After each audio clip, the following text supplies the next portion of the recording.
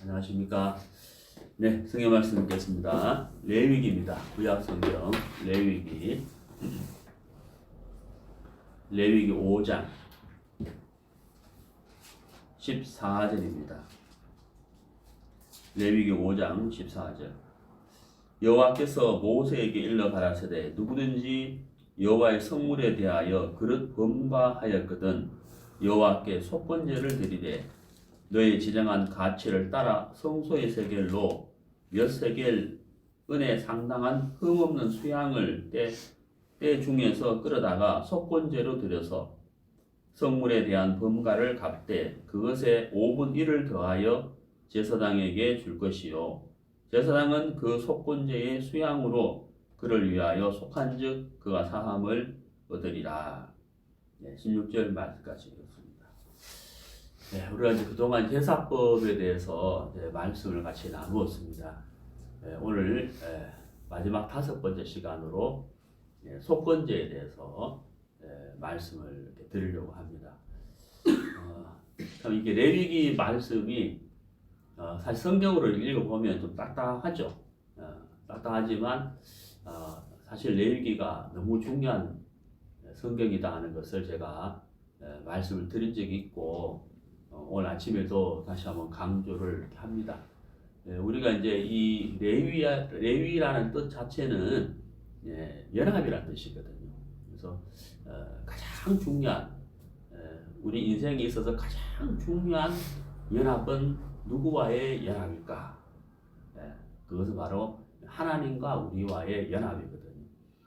사실 우리 인생이 하나님과 화목하고 하나님과 연합된 삶을 산다면 아마도 그 인생은 가장 복된 삶을 산다는 것을 제가 확신합니다. 근데 반대로 하나님과 화목하지 못하다, 하나님과 마음이 흐르지 않는다, 하나님과 동행하지 못한다 하는 것은 정말 그 인생이 너무나도 불행한 인생이다 하는 것을 말씀드릴 수가 있습니다. 그래서 우리가 정말 이 말씀을 통하여 나는 과연 하나님과 화목이 있는가, 하나님과 내가 혹시 원수 관계는 아닌가 하는 것을 살펴봐야 됩니다. 하나님과 우리가 원수 관계라는 것은 다른 것이 아니고 죄 때문이거든요. 죄로 인해서 하나님과 우리는 원수 관계라고 골로새서는 표현을 하고 있습니다. 사실 우리는 하나님의 피조물인데 피조물인 우리 인간이 하나님과 원수 관계가 되어야 할 이유가 없는 거거든요. 하나님이 가장 사랑을 받고 하나님의 사랑의 대상으로 만들어진 우리 피조물인 인간이 무엇 때문에 하나님과 원수 관계가 되어야 되겠냐는 거죠. 그것은 바로 아담과 하와가 마귀에게 유혹을 받아서 말씀에서 떠남으로 인해서 죄를 짓고 그 죄로 인해서 원수가 된 것이거든요. 그러니까 하나님은 골로새서에서는 원수라는 표현도 썼지만 멀리 떠나 이런 표현도 썼습니다. 또 누가복음 15장에서 예수님께서 3가지 비유를 하실 때 3번째 이야기 그 탕자의 비유를 들면서도 아버지를 멀리 떠나 이런 표현을 썼거든요. 그것은 바로 하나님을 멀리 떠나 있는 죄로 인해서 멀리 떠나 있는 우리 인생을 표현한 것이에요. 그래서 우리가 정말 우리 자신을 이렇게 돌아보면서 나는 죄사함을 받았는가, 영원한 속죄를 받았는가. 정말 이것은요, 우리가 정말 몇 번이고 우리 자신을 돌아보고 그 부분에 대한 영원한 속죄에 대한 믿음이 있는지를 확정을 해야 되는 겁니다. 그것이 정확한 해결이 되지 않고 믿음의 확정이 없다면 그 인생은 하나님과 원수된 관계로 사는 것이고 또 인생을 마쳤을 때 너무나 불못에 떨어질 수밖에 없는 너무나도 안타까운 일이기 때문에 내 자신을 돌아보고 믿음의 확증을 하고 사는 것이 정말 중요하고 혹 그 부분에 대하여 믿음의 확증이 없다면 말씀을 통해서 상담을 통해서 확증을 하셔야 된다는 것을 다시 한번 강조를 드립니다. 우리가 이제 그 영원한 속죄에 대해서 확정을 했다면 구원과 거듭남에 대한 확정을 했다면 그 인생은 하나님과 원수 관계가 끊어졌고 회복이 되고 다시 하나님과 화목된 관계가 됐죠. 우리가 제사법을 통해서 이제 말씀을 드렸습니다만은 이 5가지 제사법 가운데에서 하나님께 드려야 할, 반드시 드려야 할 의무 제사가 속죄제와 속건제예요. 우리가 지난 시간에 속죄제를 했잖아요. 레위기 4장이 속죄제인데 오늘 우리가 이제 공부할 이 속건제도 바로 의무 제사입니다. 의무 제사. 하나님께 반드시 드려야 될 제사인 거예요. 근데 이제 그 속죄제와 속건제의 차이가 있습니다. 그 차이가 뭐냐면 속죄제도 죄를 사함받는 것이고 속건제도 죄를 사함받는 것이지만 속건제는 어떤 성격이 강하냐면은 그 배상의 성격이 강해요. 이게 무슨 얘기냐면 하나님에게 죄를 지었을 경우하고 사람에게 죄를 지었을 경우가 있잖아요. 예를 들어서 A라는 사람이 B라는 사람의 물건을 잠시 갖고 빌려왔는데 안 갚아준다. 또 남의 물건을 주었는데 되돌려 주지 않는다. 이런 것이 그러니까 사람에게 죄를 지었는 것, 사람에게 해를 끼쳤는 것, 거기에 대해서 배상을 해야 돼요. 재산의 5분의 1을 해당되는 것을 배상을 해야 되거든요. 그러니까 이 속건제는 배상의 의미가 있다는 거죠. 남의 물건을 훔쳤다든지 아니면 성적인 죄를 지었다든지 아니면 문득병의 어떤 정결의식이라든지 남의 물건을 더 늑봉했다든지 이런 경우에 그 배상을 해야 되는 것, 이게 바로 속건제거든요. 속죄제하고 그 부분이 좀 다르다는 거죠. 물론 하나님에게 죄를 지었을 때도 이 속건제가 해당이 되는데 속죄제하고 차이가 뭐냐면은 속건제는 하나님께 드려야 될 성물에 대하여 헌물에 대하여 죄를 지었을 때 속건제를 드리는 거예요. 그 성물이라는 것은 뭐냐면 하나님께 드려져야 할 하나님께 드리는 제물 있잖아요. 하나님께 드리는 예물, 그걸 성물이라고 하는데 예를 들면 이제 11조라든지 그 다음에 하나님께 드려져야 할 예물이라든지 이제 이런 하나님께 드려져야 할 것을 제대로 드리지 않고 그 성물에 대하여 죄를 지었다. 11조나 그 다음에 첫 제물 있잖아요. 첫 이삭, 소산의 첫 수확, 첫 이삭을 하나님께 드려야 되는데 드리지 않았다. 이렇게 이런 것에 대하여 죄를 지었을 때 드리는 제사가 바로 속건제다 하는 겁니다. 다시 한번 정리를 드리면 속건제는 하나님께 죄를 지었을 경우와 사람에게 죄를 지었을 경우에 드리는 것이 속건제인데 특히 이제 속죄제하고 이제 다른 점은 이제 배상의 의미가 있다는 거죠. 사람에게 죄를 지었을 때 남의 물건을 늑봉했다든지 보관했다가 안 갚았다든지 길에서 물건을 주었는데 돌려주지 않는다든지 이런 경우에 그 물건에 대하여 배상하는 의미가 있다. 그게 바로 속건제라는 것이죠. 또 한 가지 차이점이 뭐냐면 그 속죄제는 지난 시간에 배웠지만은 그 레위기 4장 그 14절에 보면 그 범한 죄의 깨우침을 받거든 이렇게 돼 있다고요. 내가 지은 죄에 대해서 내가 죄를 지었구나 하고 깨달았을 때 드리는 거잖아요. 근데 속건제는 그 5장 17절을 보시면요.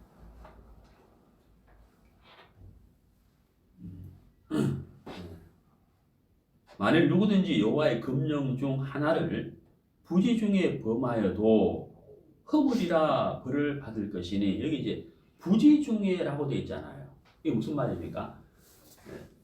속죄제는 자기가 지은 죄를 깨달았을 때죠. 내가 죄를 지었구나, 내가 죄인이구나.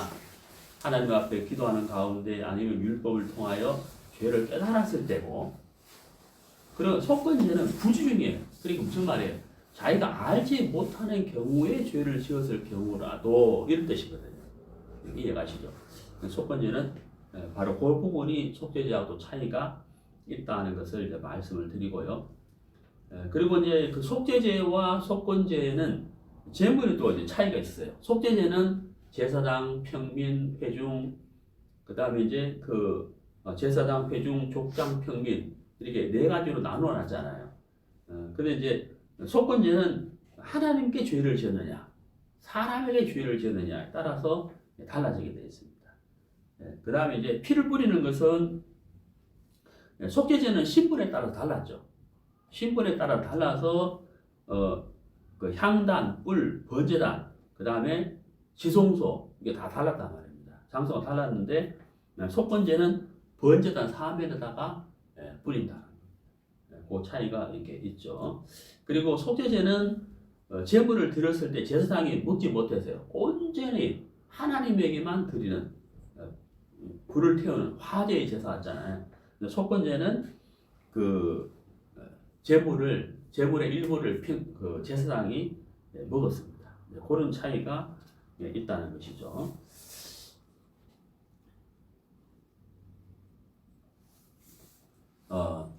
좀 전에도 말씀을 드렸습니다만은 그 속건제는 하나님에게 죄를 지은 것뿐만 아니라 사람에게 죄를 지었을 때 그 죄에 대해서 그 배상의 의무가 있다는 것을 이제 말씀을 드렸죠. 여기서 우리가 이제 생각해 볼 부분이 있는데요. 하나님이 이 속건제를 통해서 우리에게 주시고자 하는 교훈이 이렇게 있습니다. 첫 번째는 뭐냐면요. 하나님께 죄를 지었을 경우인데 하나님께 죄를 지었을 경우는 속죄제와 좀 다르다 그랬죠. 제가 조금 전에. 그러니까 이제 속건제는 하나님께 드려야 할 성물에 대하여 죄를 지었을 경우거든요. 그러니까 예를 들어서 11조, 하나님께 드려야 할 11조에 대해서 죄를 지었다. 그 다음에 하나님께 드려야 할 예물에 대하여 또 죄를 지었다. 수확의 첫 이삭을 하나님께 드리지 않았다. 이런 경우잖아요. 근데 이제 종종 이제 어떤 분이 저한테 이렇게 질문을 하십니다. 예수님께서 십자가에 율법을 다 폐하셨으면 11조도 드리지 않는 것이 맞지 않습니까? 이런 질문을 하시는 분들이 있습니다. 그래서 제가 이제 설명을 이렇게 해드립니다만은 그것은 잘못 생각하고 있는 것이죠. 율법을 폐한 것은 사실이에요. 예수님이 십자가에서 율법을 이렇게 폐하셨고 또 누가복음 16장 10절에 보면은 세례 요한과 율법은 예수님 오시기 전까지다 이렇게 이제 기록이 되어 있거든요. 율법을 예수님께서 오시면서 폐한 건 사실이지만 사실 11조는 율법과 상관이 없어요. 율법 안에서 11조를 하나님께 드려라 이렇게 된 것이 아니고 11조를 드리게 된 유래를 정확하게 알면 사실 그런 질문을 할 수가 없다고 하는 거죠. 11조는 사실 아브라함이 먼저 드린 거거든요. 아브라함이 멜기세덱 제사장을 만나서 수확의 10의 1을 드린 것이 계기가 됐어요. 그게 시작이 됐고 아브라함의 아들 이삭도 10의 1을 하나님께 드린 거거든요. 그러니까 모세를 통해서 하나님이 율법을 주셨는데 아브라함은 모세 이전의 사람이잖아요. 그러니까 율법이 시작되기 전에 아브라함과 이삭이 11조를 드린 거거든요. 그것이 11조의 유래예요. 그러므로 율법이 폐해졌기 때문에 11조를 드리지 않는 것이 맞지 않느냐 하는 것은 잘못 생각하는 것입니다. 그래서 아브라함이 수확의 10의 1을 멜기세덱에게 드리고 이삭도 수확의 10의 1을 하나님께 드린 것처럼 우리가 내 수확의 10의 1을 하나님께 드리는 것이다 하는 것은 이것은 율법이 오기 전에 감사함으로 하나님께 드린 것이기 때문에 우리가 믿음으로 이 11조를 드리는 것이 맞다 하는 것을 이렇게 말씀을 드릴 수가 있습니다. 그러니까 그 11조나 첫 수확의 10분의 1을 드리지 않는 첫 수확을 드리지 않는 이런 것은 바로 하나님께 드려야 할 성물에 대하여 죄를 짓는 것이거든요. 그런 경우에 속건제를 드린다 하는 것입니다. 그래서 여기서 우리가 좀 생각해 볼 부분이 뭐냐면 우리가 내가 11의 1을 드린다 하는 이 자체가 11조를 드리는 것이 맞기는 맞아요. 근데 사실 우리가 하나님께 먼저 가져야 할 마음이 있죠. 어떤 율법에 이렇게 되어 있기 때문에 11조를 드려야 된다. 또 아브라함과 이삭이 하나님께 11조를 드렸기 때문에 우리도 11조를 드려야 된다. 라기보다는 우리가 먼저 생각해야 할 부분이 있다는 것이죠. 그게 바로 뭐냐면 감사입니다. 감사. 사실 감사해야 됩니다가 아니라 우리가 하나님과 나와의 정상적인 신앙생활 관계가 흐르게 된다면 사실 우리 마음에 감사한 마음이 자연스럽게 일어나죠. 자식이 부모와의 정상적인 관계를 생활하게 되면 당연히 부모님께 감사한 마음이 생기게 되어 있습니다. 근데 이제 자식이 부모님에게 5월 8일 날 딱 하루 감사한 마음을 가지고 나머지는 감사한 마음을 갖지 않는다. 그날만 꽃을 하나 다리고 그날만 식사 대접하고 그날만 뭐 선물을 해드린다. 그거는 사실 진정한 어버이날의 의미가 아닌 것 같죠. 아니죠, 사실은. 늘 부모님께 감사하지만 그날을 통해서 감사한 마음을 더 표현하는 것 뿐이지 그날만 감사하지 하는 건 아니잖아요. 그런 것처럼 우리가 이제 구원을 받고 하나님의 인도를 받고 하나님이 삶 가운데 많은 것을 우리에게 도와주는 것을 알고 깨닫는다면 사실 우리는 늘 감사하죠. 늘 감사한 마음으로 하나님께 영광을 돌리고 우리가 이제 하루 세 끼 식사할 때마다 식사 기도를 드리는 것도 참 그 귀한 음식을 주시는 하나님께 참 감사한 것이잖아요.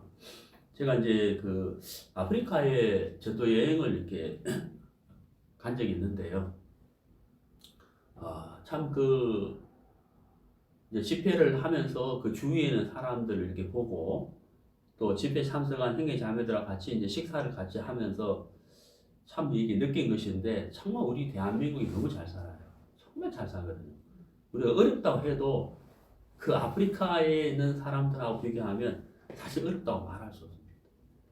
그러니까 참 그 아프리카 이제 형제자매 현지인들하고 같이 식사를 이렇게 하면서 참 그 어느 시골 이렇게 그 교회에 가서 이제 집회를 할 때 성경책을 안 갖고 온 사람이 거의 80%예요.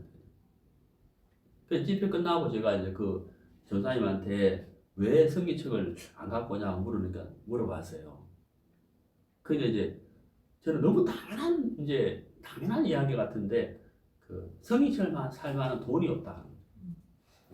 그래서 제가 성경책을 사드리고 왔거든요. 형제자매들 다 좀 대신 좀 사드리라는 것도 헌금을 좀 하고 왔는데 참 그 우리가 가난하다는 거하고 그 아프리카의 그 시골교회 형제자매들이 가난하다는 거 너무 차이가 나는 거예요. 가난하다는 그 기준 자체가. 예.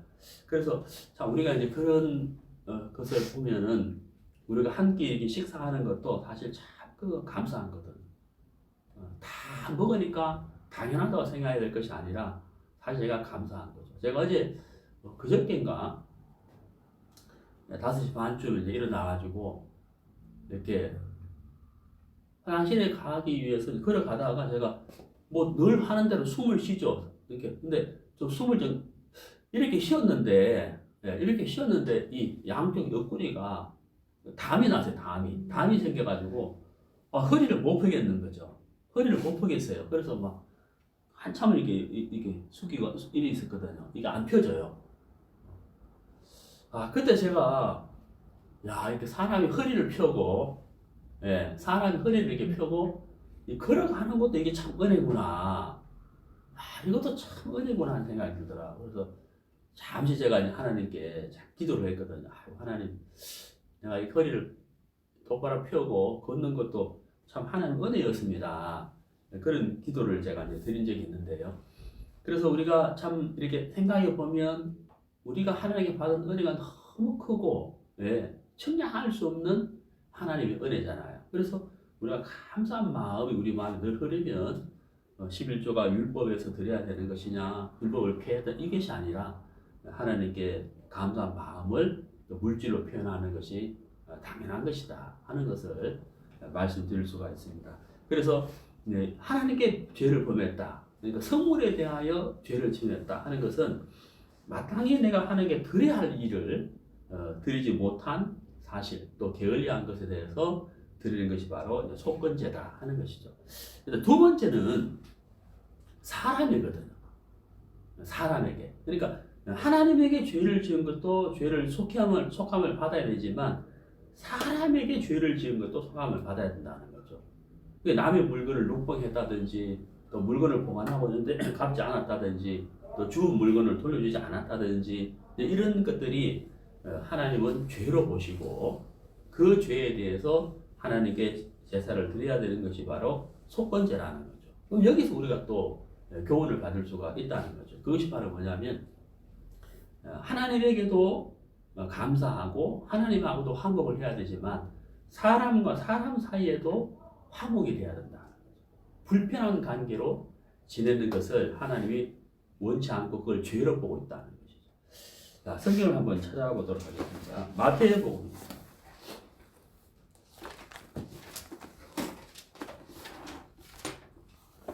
마태복음 5장 마태복음 5장 24절 예물을 제단 앞에 두고 먼저 가서 형제와 그다음 뭐라고 되어 있습니까? 그렇죠. 화목하고 이렇게 되어 있습니다. 그 후에 와서 예물을 드리라 이렇게 되어 있습니다.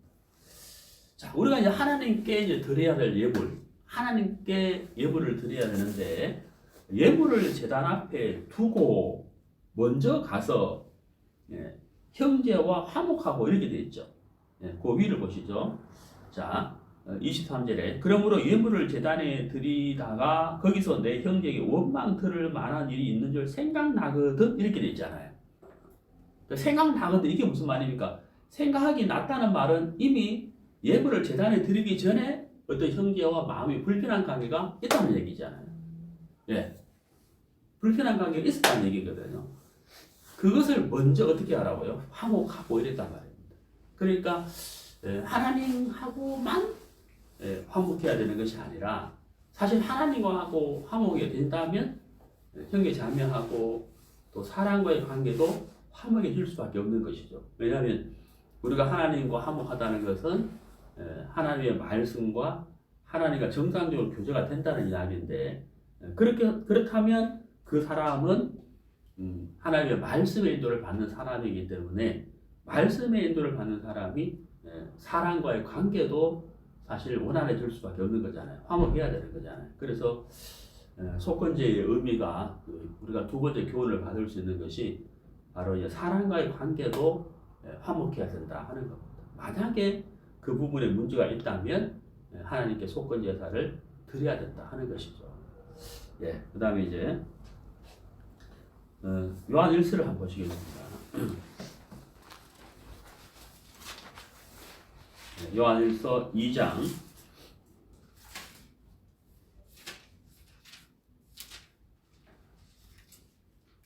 요한 1서 2장 2절 저는 우리 죄를 위한 화목제물이니 우리만 위할 뿐 아니요 온 세상의 죄를 위하심이라.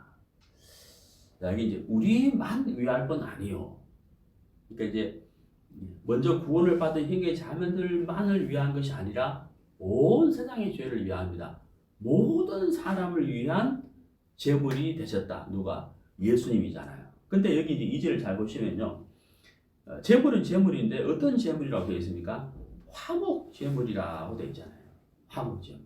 그러니까 내가 하나님과 화목해야 되는 것은 너무 당연한 이야기죠. 하지만 사람과 사람 사이에도 화목이 돼야 된다는 거죠. 내가 사람과 사람에게 내가 어떤 사람에게 죄를 지어놓고 어떤 불편한 관계를 가지고 있어서는 안 된다는 거죠. 내가 사람과의 불편한 관계가 있으면 하나님에게도 어떻게 될까요? 예, 자유롭지 못하다는 거죠. 그래서 조금 전에 읽었던 마태복음 5장 말씀처럼 하나님께 예물을 드리려고 왔는데 내가 어떤 형제에게 잘못한 것이 있어요. 그것이 생각이 나면 끓이낀다는 얘기잖아요. 그러면 그 형제와 같이 먼저 화목하라는 얘기죠. 네. 그래서 하나님 앞에 그러니까 결국은 사람과 사람 사이에 화목이 되지 아니하면 하나님 앞에 나왔을 때도 그 마음 때문에 어때요? 자유롭지 못하다 하는 거죠. 그래서 하나님과 사람하고 관계가 원활해야 된다 하는 것이죠. 그것이 원활하지 못할 때 바로 속건제사를 드려야 된다고 하는 거예요. 자, 우리 데살로니가 전서를 봅시다. 신약 성경입니다. 데살로니가 전서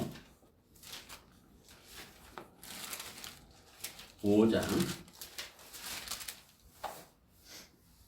13절. 데살로니가 전서 5장 13절. 저의 역사로 말미암아 사랑 안에서 가장 귀히 여기며 너희끼리 화목하라. 너희끼리 화목하라 이렇게 되어 있죠. 그래서 우리가 이제 사람이고 또 허물과 연약함이 있는 사람이잖아요. 그래서 형제 자매들 사이도 그렇고 사람과 사이에도 그렇고 우리가 이렇게 불편한 상처를 주는 그런 잘못을 할 때가 있습니다. 그럴 때 우리가 화목한 하나님 앞에 그것으로 인하여 하나님 앞에 내가 불편해지기 때문에 사람과 사람 사이에 화목해 하는 것이 참 중요하다는 것이죠. 그래서 우리가 가장 중요한 것은 이제 내가 하나님과 화목한 삶을 살게 되면 사람과 사람 사이의 문제도 얼마든지 해결될 수 있다고 하는 사실인 거거든요. 욥기를 한번 보시겠습니다.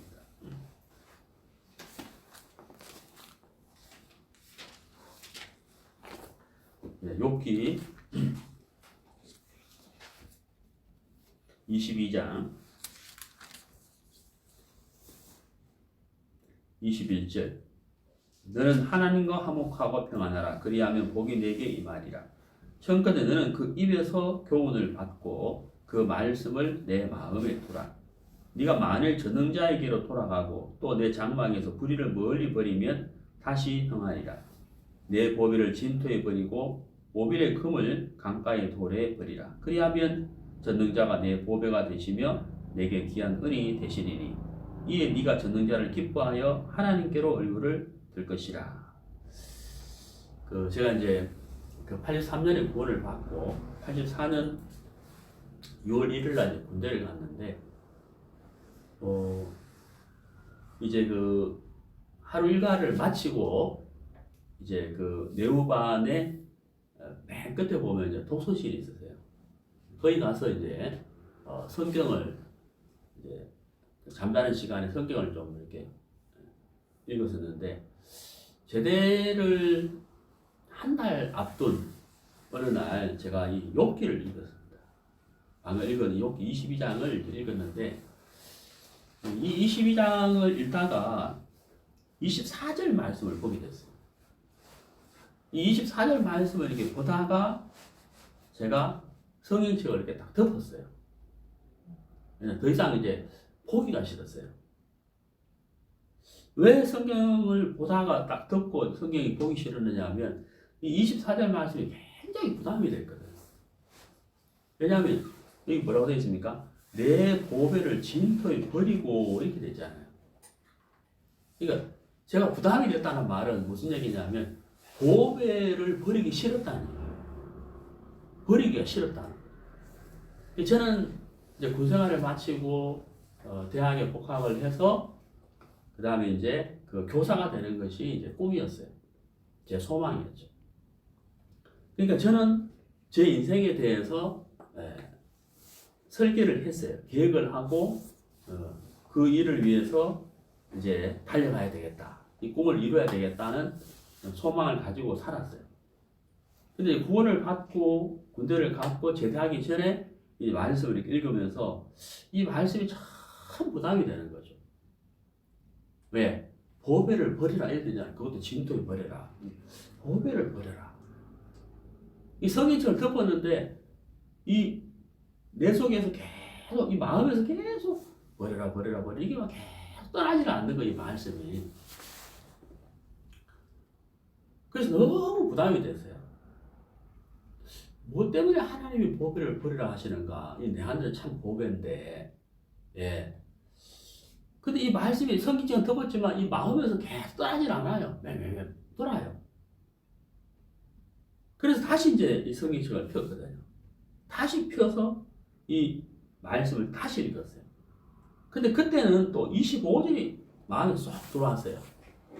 25절이 뭐냐면 전능자가 내 보배가 되시며 이렇게 돼 있다고. 그러니까 이 말씀을 보면서 제가 마음이 확 열리더라고요. 그리고 믿음이 생겼어요. 내가 가지고 있는 보배가 있는데 이거 내가 볼 때 보배예요.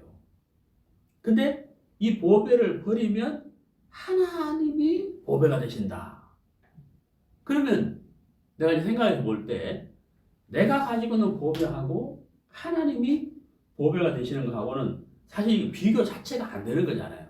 비교가 안 되는 거거든요.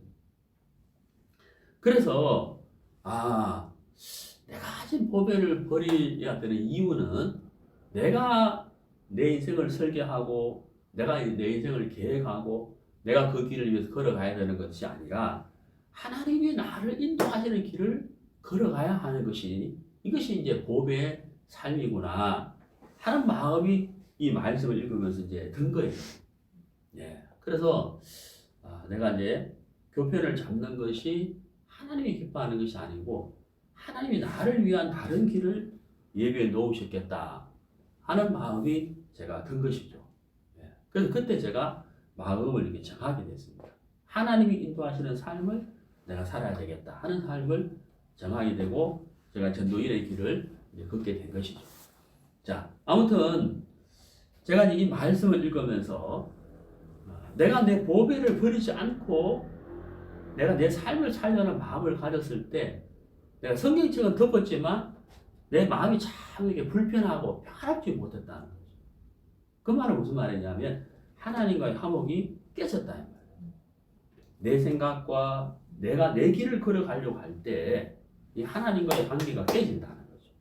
그래서 이 다음 21절을 다시 보시면 너는 하나님과 화목하고 평안하라.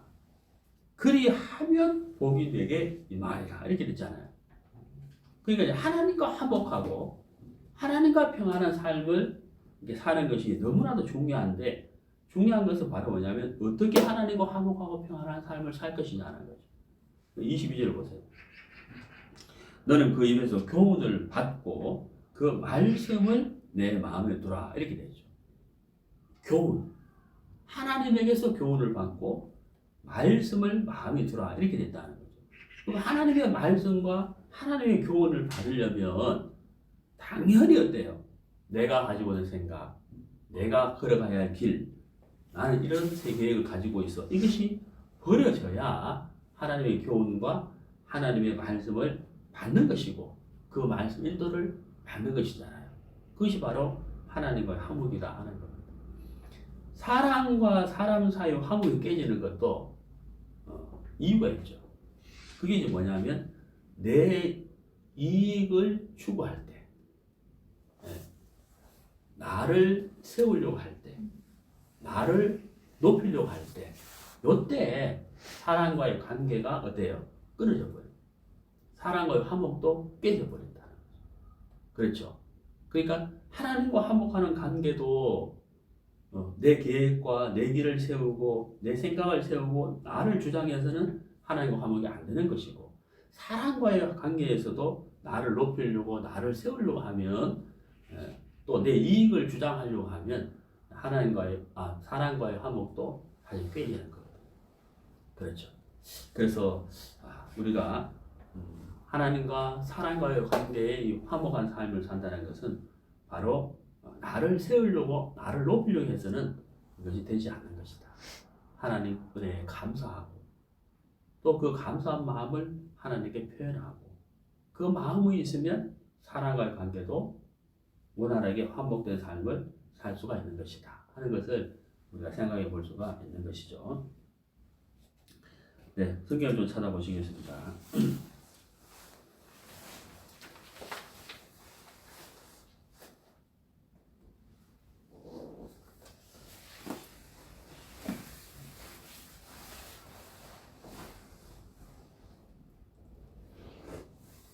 네, 히브리서입니다.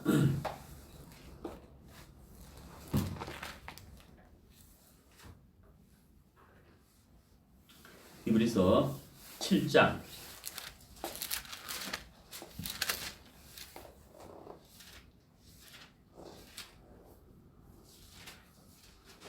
히브리서 7장 26절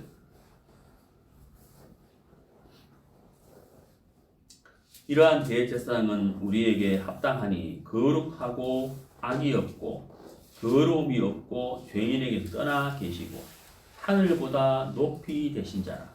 제가 저 대제사장들이 먼저 자기 죄를 위하고 다음에 백성의 죄를 위하여 날마다 제사 드리는 것과 같이 할 필요가 없으니 이는 저가 단번에 자기를 드려 이루셨음이니라. 율법은 약점을 가진 사람들을 제사장으로 세웠거니와 율법 후에 하신 맹세의 말씀은 영원히 온전케 되신 아들을 세우셨느니라. 자, 여기 26절에요. 우리에게 합당하니라는 말씀이 있죠. 우리에게 합당하다. 우리에게 합당하다 이렇게 되어 있잖아요. 우리에게 합당하다. 네. 누구시죠? 바로 예수님이십니다. 이러한 대제사장은 우리에게 합당하니 그랬죠. 예수님이 합당하다는 거죠. 자, 예수님은 왜 우리에게 합당하신 분이냐? 뭐라고 되어 있습니까? 거룩하고. 그다음 뭐가 없어요? 악이 없고. 또 뭐가 없어요? 더러움이 없고. 그 다음에 뭐라고 되어 있어요? 죄인에게서 뭐라고요? 떠나 계시고 이렇게 되어 있잖아요. 떠나 계시고. 죄인에게서 떠나 계시고. 죄와 상관없다. 죄와 상관없다. 죄가 없으신 분이다는 거예요. 예. 거룩하고 악이 없고 더러움이 없고 죄인에게서 떠나 있다. 바로 그분이 누구시냐? 예수님이라는 거죠. 예수님. 하나님과 나를 온전하게 연결시킬 수 있는 분이 예수님이에요. 그러면 사람과 사람 사이도 연결해 줄 수 있는 분이 누구냐? 바로 예수님인 거예요. 결국은 내가 하나님께 속건제를 온전하게 드릴 수 있다는 것은 예수님의 마음을 품는 거예요. 예수님을 가까이 하는 거예요. 내가 사람과의 관계도 화목할 수 있는 것은 바로 내 마음속에 예수님을 가까이 하는 거죠. 예수님. 우리가 예수님이 없이는 하나님과 나와의 화목함이 될 수도 없고 사람과의 관계도 화목이 될 수가 없다 하는 겁니다. 자, 빌립보서를 보시죠.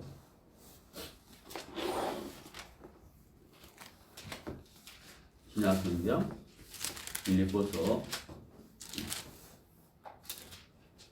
2장 1절.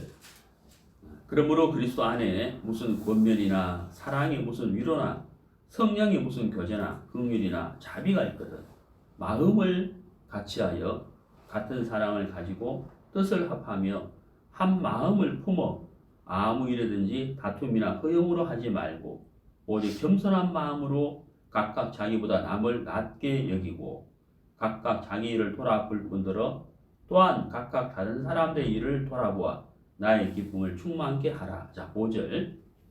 너희 안에 이 마음을 품으라. 곧 그리스도 예수의 마음이니. 자, 너희 안에 이 마음을 품으라. 이렇게 되어 있잖아요. 우리가 이제 어릴 때 그 위인전을 읽었죠. 위인전. 뭐 이수신, 강감찬, 뭐 이렇게 위인전을 이렇게 읽습니다. 우리가 그 위인전을 어릴 때 읽는 이유가 있잖아요. 부모님들이 자식을 교육을 위해서 위인전을 이렇게 합니다. 물론 많은 책을 이렇게 하죠.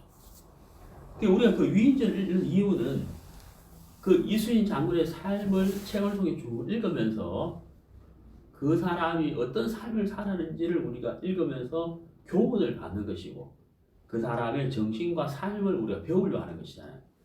자, 너희 안에 이 마음을 품어라. 곧 그리스도 예수의 마음이니 그랬거든요. 예수님의 마음을 품으라 그랬거든요. 우리가 가질 수 없는, 우리가 할 수 없는 마음을 예수의 마음을 통해서 우리가 품게 되면 우리 삶이 굉장히 달라지겠죠. 자, 제가 조금 전에 말씀드렸죠. 사람과의 관계가 깨어지는 것은 나의 이익을 추구할 때, 그렇죠? 나의 이익을 추구할 때고 나를 높이려고 하고 나를 세우려고 할 때 이 관계가 깨진다고. 근데 예수님은 어떤 삶을 사시느냐? 여러분 7절을 보세요. 7절. 오히려 자기를 비워 종의 형체를 가져 이렇게 되어 있잖아요. 예수님이 종의 형체를 가졌다고 되어 있는데 자기를 비워서 종의 형체를 가졌다. 자기를 비워 종의 형체를 가지신 예수님이 이게 사실 쉬운 게 아니에요. 왜 쉬운 게 아니냐면 여러분 6절을 보세요. 그는 근본 하나님의 뭐라고요? 본체시나 이렇게 되어 있잖아요. 예. 하나님과 동등됨을 취할 것을 여기지 아니하셨다고 되어 있죠. 우주 만물을 창조하신 분이 누구십니까? 예수님이잖아요. 네, 하나님의 본체. 그가 없이는 된 것이 없었다.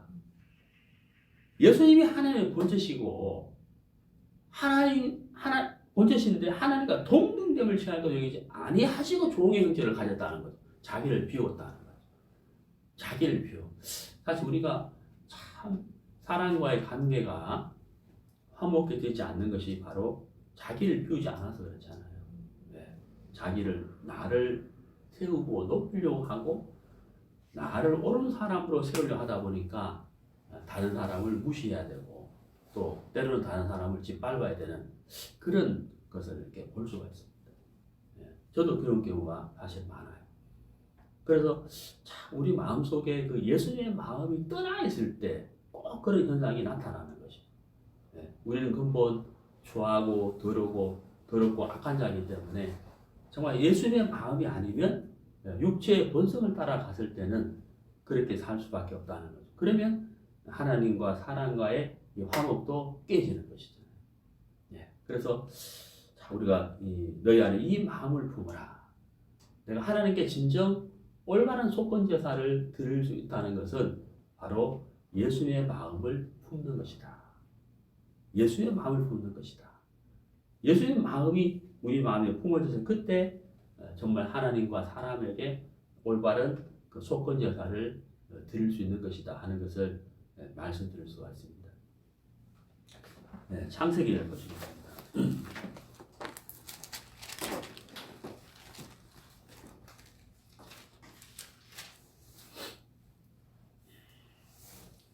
네, 창세기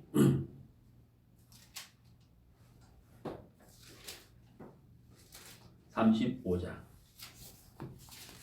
창세기 35장 3절. 우리가 일어나 베델로 올라가자. 나의 환난 날에 내게 응답하시며 나의 가는 길에서 나와 함께 하신 하나님께 내가 거기서 단을 쌓으려 하노라. 자, 이제 그 야곱이 외삼촌 집에서 유하다가 이제 그 베델로 야곱이 이제 고향으로 돌아가는 장면 중에 하나죠. 자, 근데 이제 집으로 고향으로 이게 돌아가려고 하는데 이 야곱에게 굉장한 부담이 하나 있었어요. 굉장한 부담. 그게 바로 뭐냐면 형 에서에 대한 부담이었어요. 사실 우리가 성경을 읽어보면 야곱은 좀 깨가 많다 하는 그런 느낌이 듭니다. 예. 야곱이 그 에서에게 그 팥죽 한 그릇을 주면서 이제 장자의 명분을 취하게 돼요. 예. 그리고 또 아버지에게 에서가 받아야 할 복을 야곱이 받게 되죠. 물론 하나님의 계획이었죠. 뜻이었죠.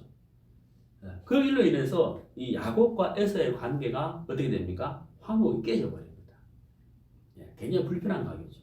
그 야곱으로서는 에서에 대한 부담을 갖고 있었습니다. 그 긴 시간 동안 외삼촌 집에 있다가 다시 이제 돌아가려고 할 그때 이 에서에 대한 부담이 야곱의 마음속에 있는 거예요. 그리고 또 하나는 야곱이 외삼촌 집에 있으면서 하나님을 믿는 믿음으로 살았다기보다는 인간의 계획과 인간의 깨로 지혜로 살았다는 거죠. 자, 이 야곱이 다시 이제 에서를 만나려고 하는 그 길목에서 이 마음에 찾아오는 큰 부담이 있었어요. 야곱이 에서와의 부담을 뛰어넘어야 되는데 이 에서가 자기의 생각으로 자기 꾀로 풀려고 하니까 자꾸 문제가 생기는 겁니다. 이 창세기 35장은 야곱에게 있어서 굉장히 중요한 대목이에요. 야곱이 사람과 사람 사이의 관계에서 에서와의 관계에서 자기 지혜로 풀려고 하는 것들이 그런 세월들이 있었어요. 하지만 이 35장에서 야곱은 하나님 앞에서 자기를 돌아보는 하나님 앞에 나아가는 굉장히 중요한 그 장면입니다. 야곱이 여기서 뭐라고 하냐면 우리가 일어나 베델로 올라가자. 베델로 올라가자. 베델은 야곱에게 어떤 곳입니까? 예. 아버지 곁을 떠나 에서의 곁을 떠나서 외삼촌 집으로 가는 길목에서 베델에서 하나님을 만나게 되죠. 예, 꿈에서 천사가 오르락 내리락 하는 것을 통해서 하나님을 만나게 됩니다. 그때 하나님이 베델에서 야곱에게 약속하시기를 네가 어디를 가든지 내가 내게 약속한 것을 이룰 때까지 내가 너를 떠나지 않겠다 하는 약속을 받아요. 그게 베델입니다. 베델이라는 그 장소가 중요한 것이 아니라 그 장소에서 야곱은 하나님의 약속을 받았다는 거예요. 근데 문제는 야곱이 외삼촌 집에 가는 동안에 베델에서 만난 하나님에 대한 그 믿음이 많이 떠나 있었어요. 이 야곱이 다시 에서에게 돌아가는 고향으로 돌아가는 그 길목에서 인간이 방법을 사용했지만 그것을 위해서 더 어려움을 당하잖아요. 야곱이 창세기 35장 2에서 우리가 일어나 베델로 올라가자. 자기에게 약속하신 하나님. 그 하나님의 약속. 그 마음이 다시 야곱의 마음속에 회복이 됐다고 하는 사실입니다. 자, 우리가 하나님 앞에 정말 올바른 속건제사를 드리고 사람과의 관계가 원활하지 못해서 속건제사를 드린다. 정말 우리의 이 시대에 우리가 진정한 속건제사를 드린다는 것은 과연 무엇일까?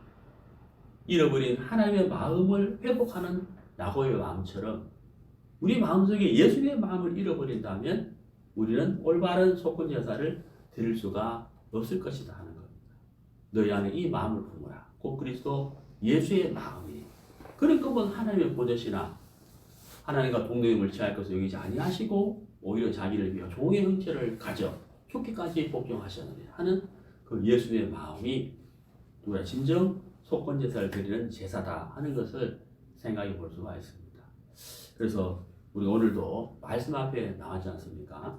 우리가 말씀과 기도를 통해서 늘 하나님과 화목하고 예수의 마음을 우리 마음에 세우실 때 우리가 진정 올바른 속건제사를 드릴 수 있을 것이라고 저는 믿습니다. 네, 오늘 말씀 여기까지 하겠습니다. 기도하시겠습니다.